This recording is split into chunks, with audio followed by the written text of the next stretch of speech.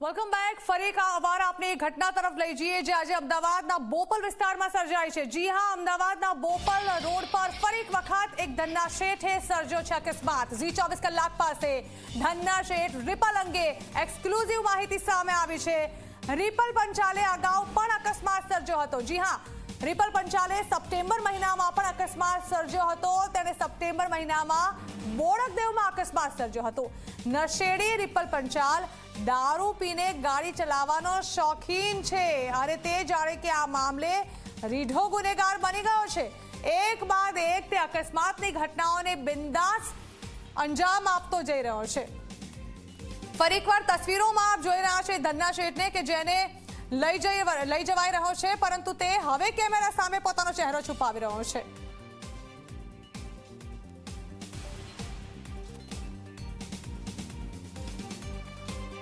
તો આ અંગે વધુ વાત કરવા ફરી એકવાર સંવાદદાતા ઉદય રંજન અમારી સાથે જોડાઈ ચૂક્યા છે। ઉદય, આ માત્ર એક ઘટના નથી, આ તો એવી ઘટના છે કે જે અત્યારે પ્રકાશમાં આવી છે, પરંતુ આ પહેલા પણ બોડકદેવ વિસ્તારમાં ધનના શેઠ અકસ્માત સર્જી ચૂક્યા છે।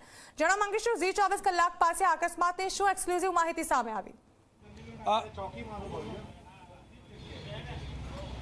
જણાજો વાત કરવામાં આવે તો 9મા મહિનાની અંદર આ રૂપિલ પંચાલે એક વધુ અકસ્માત સર્જ્યો હતો, જેની પણ વિગતો અત્યારે સામે આવી છે। બોડકદેવ વિસ્તારની અંદર અકસ્માત સર્જ્યો હતો અને એ પણ અકસ્માતને લઈને તે એક પોલીસ ફરિયાદ નોંધવામાં આવેલી હતી, જેમાં એની અટકાયત અને ધરપકડ પણ કરવામાં આવી હતી।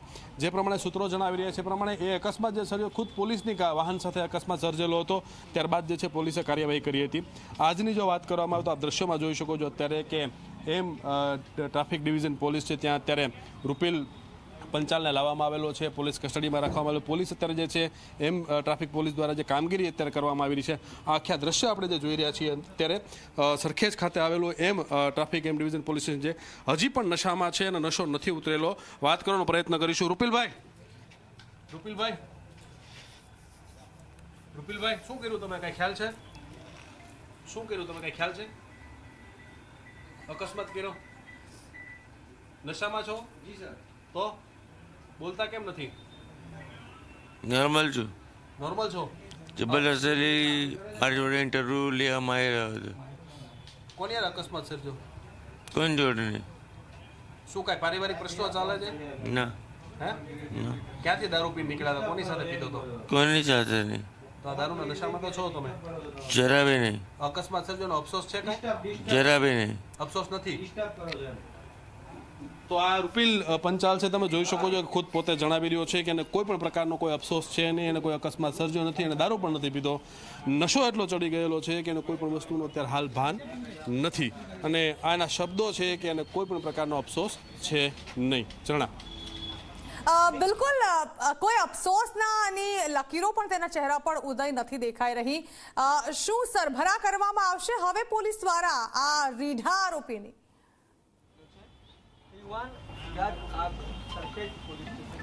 કાયદાકીય પ્રક્રિયા જે છે આખી ચોક્કસથી કરવામાં આવશે, અને કાયદાકીય પ્રક્રિયા જે છે અત્યારે શરૂ થઈ ચૂકી છે। અત્યારે એમ ટ્રાફિક પોલીસ દ્વારા જે છે કાગળોની કાર્યવાહી શરૂ કરી દેવામાં આવી છે, ફરિયાદ નોંધવાની તજવીજ શરૂ કરવામાં આવી છે। અલગ અલગ જણા 2 ફરિયાદો નોંધાશે આમાં।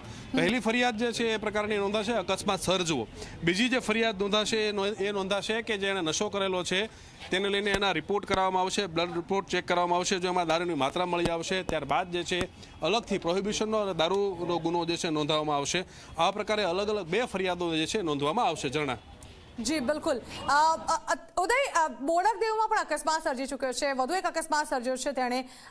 અત્યારે તેને કયા પોલીસ સ્ટેશન લઈ જવામાં આવ્યો છે? કઈ રીતે તે કેટલા સમયની અંદર પોલીસ આવી હતી? કારણ કે જે પ્રકારે તસવીરો આપણે જોઈ છે ટીવી સ્ક્રીન પર, ત્યાં તો તે ગાડીની બાજુમાં ઘસઘસાટ ઊંઘતો દેખાઈ રહ્યો છે।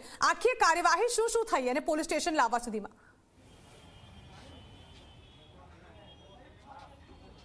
હા, જરૂરથી જો વાત કરવામાં આવે તો જે પ્રમાણે જણા માહિતી મળી એ પ્રમાણે કે સવારે 9-10 વાગ્યાની આસપાસ આખો અકસ્માત સર્જાયો હતો। અકસ્માત સર્જાયા બાદ જે છે તેને લઈને સ્થાનિક લોકોએ જાણ કરી હતી। જાણ કર્યા બાદ જે છે એ ક્યાં જતા હતા? ક્યાં નીકળ્યા હતા? કેમ એક્સિડન્ટ કેમ કર્યો? એક્સિડન્ટ કર્યો અમે। તમે નથી કર્યો એક્સિડન્ટ? ક્યાં એક્સિડન્ટ કર્યો? તો આ બધા 6 થી 7 એક્સિડન્ટ ગાડીઓને ટક્કર મારી છે, કોણે મારી છે? મેં જ મારી। તો કોણે મારી? તો તમને કોઈ માર્યા તમને ખબર છે? ના। જીવનમાં માર ખાધો છે કોઈનો? ના। આજે બી નહીં ખાધો? આ બધા કપડા કોણે ફાડી નાખ્યા તમારા? क्या खबर તમારા કપડા કોણે ફાડી નાખ્યા? क्या फाड़ा કપડા ફાડેલા છે ને તમારા?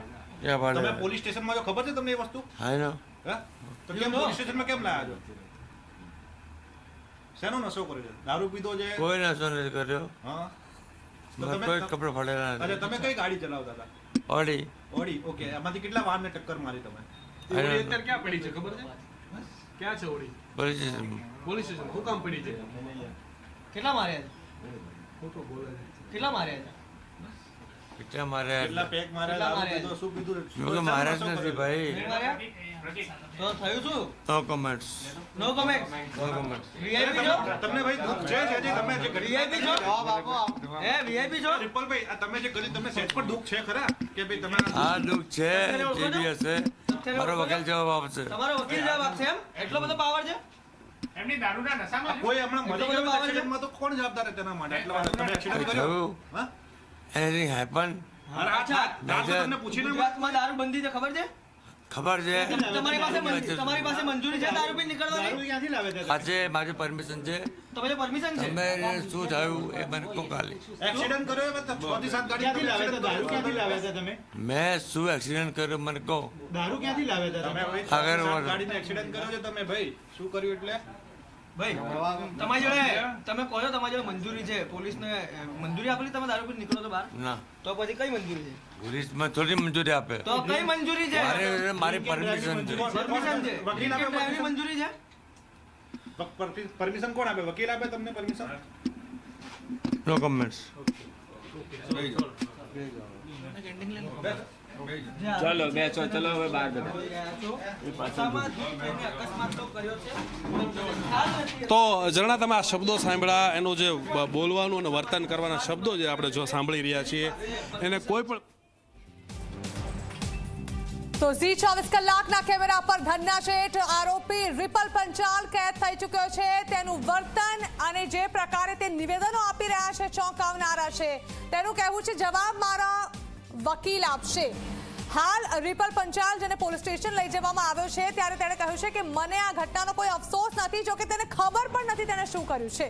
આ નફ્ફટ ધન્ના શેઠને તેનો કોઈ જ અફસોસ નથી. તેને જ્યારે પત્રકારો દ્વારા પૂછવામાં આવ્યું કે તમને કોઈ અફસોસ છે, તમે આટલો મોટો અકસ્માત સર્જ્યો છે, ત્યારે તેનું કહેવું છે કે મને કોઈ અફસોસ નથી, મેં કર્યું જ છે શું. જ્યારે પત્રકારો દ્વારા સવાલ કરવામાં આવ્યો કે કોઈ મરી ગયું હોત તો જવાબદાર કોણ હોત, તો તે પોતાના ગુમાનમાં જવાબ આપી રહ્યો છે કંઈ થયું છે ખરું. તેને ખબર પણ નથી કે તેને મારવામાં આવ્યો છે, તેને એ પણ ખબર નથી કે તેને પોલીસ સ્ટેશન લઈ જવામાં આવ્યો છે, તેને એ પણ ખબર નથી કે તેણે નશો કર્યો છે. પત્રકારો દ્વારા તેને સવાલ કરવામાં આવ્યો કે કેટલા પેગ માર્યા છે, ત્યારે તે કહી રહ્યો છે મેં નશો નથી કર્યો, અને કર્યો હોય તો મારી પાસે પરમિશન છે. હવે સવાલ એ છે કે શું હવે ડ્રંક એન્ડ ડ્રાઈવના પરમિશન પણ મળી રહ્યા છે, કારણ કે નશામાં ધૂત થઈને તે કાર હંકારી રહ્યો છે.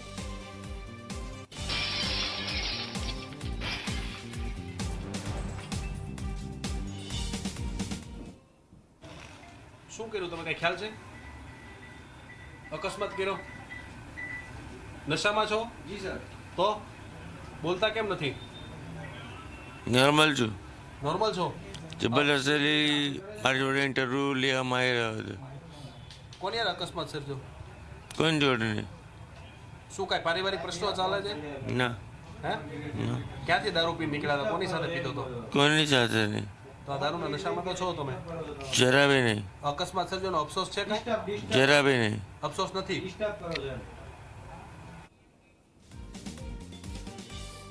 તો જરા પણ અફસોસ નથી. તમે સાંભળ્યું કે એણે અકસ્માત સર્જ્યો છે, પરંતુ તેની અક્કડ નથી ગઈ. એક તરફ તેને ભાન પણ નથી કે તેણે શું કર્યું છે, તે છતાં પણ તે અક્કડમાં જવાબ આપી રહ્યો છે.